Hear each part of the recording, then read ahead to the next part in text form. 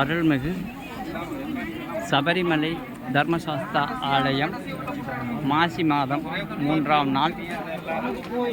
இன்று கார்த்திகை மாதம் மார்கழி மாதம் வருவதை விட அதிகமான கூட்டம், கட்டுக்கடங்கா கூட்டம்.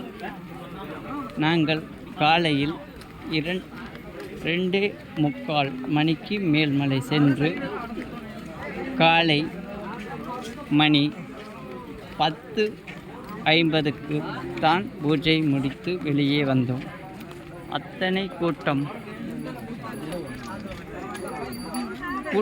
அதிகமாக அலைமோது கொண்டிருக்கிறது.